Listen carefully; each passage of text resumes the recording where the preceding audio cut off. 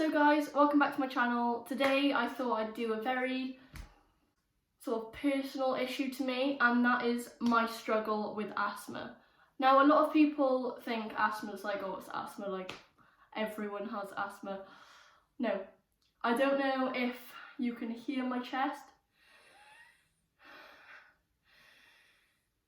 And I'm ill, which is why I have such bad asthma at the moment. But I wanted to film this now to show that just with illness, even while doing activity, how bad it gets.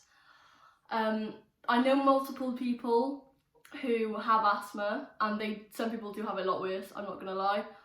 There's loads of different types of asthma, and I'm gonna go into it in this video, so stay tuned. So let's start my journey with asthma. So as long as I can remember, since being a baby, I've always had asthma. I've just always had it, you know. I've got two different pumps, which I have here. So you have the preventer, which is the brown pump, and the reliever, which is the blue pump. Most people who think about asthma associate the blue pump because everyone who has asthma will have the blue pump. So you have things like sports-induced asthma, and then I call it normal asthma, which is what I have, which is it can be triggered by anything. Things that trigger me are sleeping with feathered pillows, allergies, doing some sports that get you really out of breath, that you literally can't breathe, deodorants, hairsprays, anything that stink, basically too much perfume, I literally can't deal with it. Also, like now, being ill, getting a chest infection is the worst possible thing for someone who has asthma. And trust me, because I can't breathe, if you don't have asthma, you can't comprehend how bad it is, because so my parents don't have asthma, okay, and they are just like, oh, just get on with it, just get on with it. And you do have to just get on with it. But when you're just sat there, like I am now, like, and you you can't breathe, it's really hard, and people don't get that. But more on that later. So you got the two different pumps. The brown is, you have different strengths, okay? So I used to be on 50 milligrams, which I think is the lowest. This one is now 100 milligrams of, I have no idea. So they're different. This prevents you from having asthma attacks. This one relieves you from having asthma attacks. If there's someone having an asthma attack, give them blue. That is my tip, okay? So along with that then, there's the tube. I used to have a much bigger tube than this. It was really wide like this, and it was completely clear, no blue ends, and you used to sound like Darth Vader when you were blowing through it, basically. And how it works is you put in the pump. I'm not going to press it because you don't get many of these, and they're really difficult to get because you have to go to the doctors every time, so that's just not going to happen. So you press it, and then you blow in and out of this, and because of the sealed container, all of the gas, whatever you want to call it, stays in there, so it all goes into your lungs. Whereas if you just take it like this, then you won't inhale it all and it won't do its job properly, basically. The other thing you also have, which I always have to do every time I go to the doctors, is use a peak flow. Now, other people have probably used these before. Sorry. And you just blow into it, and you get a reading. Now, my reading just there is horrendous, okay? It's 330, right? So you don't have this. I was given this when I was 14. It is a peak flow for me. And I was given data on when I need to go and see a GP if I've blown a certain level, when I need to call 999 if it's that bad, what an attack would be considered. If I'm below a certain level, it's considered an attack. And also my predicted. Now, as you get older, your predicted increases because you should have better lung capacity as you get older, but to a certain age sort of thing. Like, you have an optimum and then you go down when you get older, you know what I mean? So I have all this data, and on my 330 that I just blew, under 380 for me is an attack. So the level of oxygen that I'm getting in at the moment is not sufficient, which is brilliant. But I can't just continually take a blue inhaler because that's not what it's for. I try, which is probably the wrong thing to do, I try to get through it.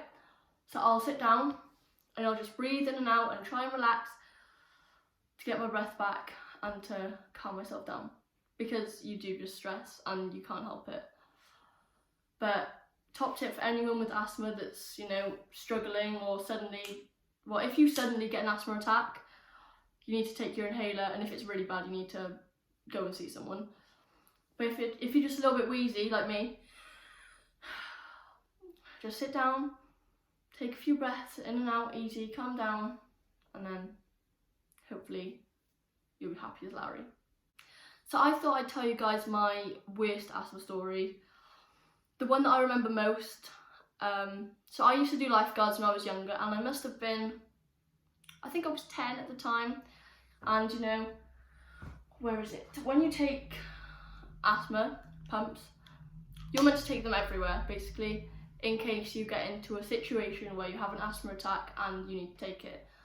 So I was in lifeguards doing sport, so I was like, right, I need to take my asthma pump. Took it to the clubhouse, was all happy and, you know, happy and dandy, and then went swimming, and then I realised, oh, I've forgotten my asthma pumps in the clubhouse. So we tried to get in, it wasn't there, so it was like, okay, go home tonight. Because I was feeling a bit chesty. I was like, Dad, I think I need to go and get it, but it wasn't there, just had to deal with it. That night, I had a really severe asthma attack. I was in bed, I woke up, and I just couldn't breathe. And I was just there, wheezing, couldn't get my breath back, and I didn't have any blue inhalers in the house. The only one I had, I took to lifeguards, and I lost it, basically. So I came downstairs and was literally just lying on the sofa, sort of just like this, trying to get my breath back, trying to breathe in and out to calm. And while I was doing that, I was taking my Brown, because I was thinking, right, maybe this will prevent me from getting any worse. Oh, was I wrong? So I was just there, taking it, hopefully it would relieve me, and I couldn't breathe. And then, sorry, and then my parents, it was my parents or my dad or something, came downstairs. Are you okay? I can't breathe. It was literally horrendous. Like, I've never had anything that bad after that. So they ran, I think they ran 999 because I literally couldn't breathe. And I don't know if you've seen things on Facebook, there's things like, I think it's something like 4 Australians die every day from asthma or something like this. But I've seen videos where people can literally turn blue from having an asthma attack because you can't get oxygen into your body, and it is scary. So my parents ran 999, they couldn't get an ambulance out quick enough, so my dad drove me to the hospital, went straight through into the children's ward, and they gave me 10 puffs. Because I didn't have any, so they gave me 10 puffs straight away, and it basically knocked me out. Basically, I remember having the 10 puffs, and then I just woke up, like in the hospital. So the usual amount, if you're wheezy, you know, if you need your asthma pump, is 2. So that puts into perspective, I needed 10 in a row. It was so bad, and I've made sure it's never got that bad since. Because the worst thing for you to do is make your parents worry about it. But that was the worst experience I've ever had with asthma. Since then it hasn't been as bad. The thing that I did that helped my asthma most of all the sports I've done was swimming, because if you think you're breathing every 3 strokes or whatever, you have to hold your breath for a certain amount of time, and it just really helped.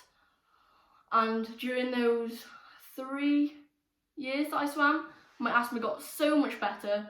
I ended up doing really great in cross country, and then I started running again without swimming, just running, and it was still good. And then 2017 Christmas time, I'd stopped track running. I'd stopped running with a club. I was just like running on my own, doing it for fun, you know, with my dad, and it got bad again. And I was like, right, okay, great, what am I going to do? But the thing is, right, that people don't understand is when you have asthma and it's really bad, you know, if someone just wants to, who doesn't have asthma, has stopped running for a little bit, they can just go back out and run. I can't do that, because I go back out and I've done okay, and then and I'm wheezing and I can't get my breath, and it's horrible, and you just don't want to do it. So that's why people are always like, why do you still run? Why are you still doing it? Because if I didn't do it, my asthma would be horrendous. I'd need at least 4 blue a day. It would be terrible. And sport is one of the only things that can help it, like expanding your lungs and putting pressure on your lungs so that they continue to work properly. Asthma is horrible. It's just horrible, and unless you have it, it's like, and don't get me wrong, there are so many conditions that are so much worse. One of my friends is diabetic, and I couldn't even comprehend how hard that is. People with CF, loads of different diseases are so horrible, and it's the sort of thing, if you don't have it, you don't understand. You can't understand as well as those people. So I'm not saying that asthma is the worst disease in the world at all, but I'm saying people don't understand what it's like. People are just like, oh, you get out of breath. No, I wish that was the case, but I just thought I'd do this video so people can have a sort of better understanding of what people with asthma go through and why people do sport who have asthma. I think, if I'm correct, Mo Farah has asthma. So because he does so much training, it doesn't really have that much of an effect. The more training you do, the less bad your asthma is, if you understand what I mean. So if you do no training at all, you can have extremely bad asthma. You do loads of training, you think you're doing loads of exercise, so surely it's going to be worse. Nope, it's actually quite good. And the most annoying thing of all about me having asthma, my brother used to have asthma too, but he grew out of it and I didn't, which is so annoying, but you know, you've got to just live with it. So I hope you liked the video, hope you liked the insight into my asthma life, which really isn't fun, but you know, it's what it is. So if you like the video, give it a thumbs up. Comment down below if you also have asthma. Let's make an asthma crew. Also comment down below any other videos you'd like me to make on any other topics, or if you'd like to hear more about my asthma. Make sure to comment down below. Subscribe as well. Click that subscribe button, especially if you're asthmatic. Join the asthmatic crew, and I'll see you again soon for another video.